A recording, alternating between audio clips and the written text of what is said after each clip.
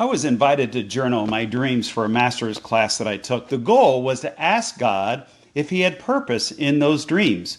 Well, since I didn't have many dreams, it was an easy task. However, I realized that there are dreams beyond our sleep. When Dr. Martin Luther King said, "I have a dream," I wonder if he was talking about a sleep experience or a vision of what could be. Last week in Acts 2:17, we saw the promise that God will pour out His Spirit upon all people. It says, "Your sons and daughters will prophesy. Your young men will see visions, and your old men will dream dreams." Well, this was an acknowledgement of how God had spoken in Old Testament times.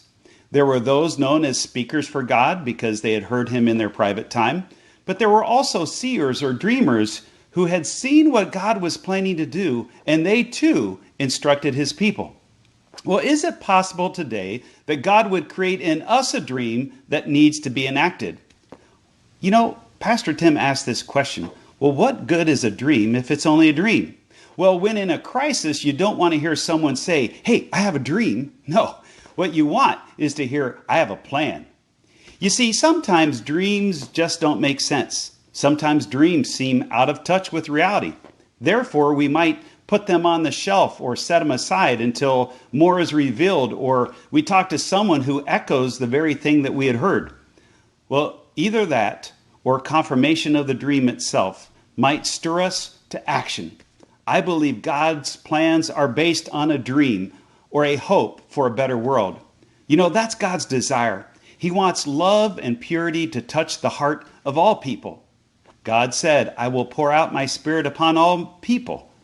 It says, "Your sons and daughters will prophesy, your young men will see visions, and your old men will dream dreams." Well, what's the point?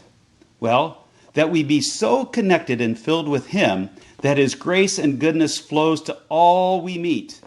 As we are devoted to Him, our families, and our neighbors, all of those lives will be different because of the impact that has happened in us. Remember, we are meant for fellowship, the breaking of bread. But first, we need to be in the Word and in prayer so that He transforms our thoughts and guides our actions and words. So those who are young, ask God for vision. Those who are old, ask God for a dream. And remember, God knows your age, so don't ask for the wrong thing. Well, let's be devoted this week to having the mindset of this: "Speak, Lord, for your child is listening." Now, expect God to speak and write down what dream or what thought, what vision He shares with you, and I challenge you to share it with someone else. Well, this is your moment for a transformed life. God bless you and have a great day.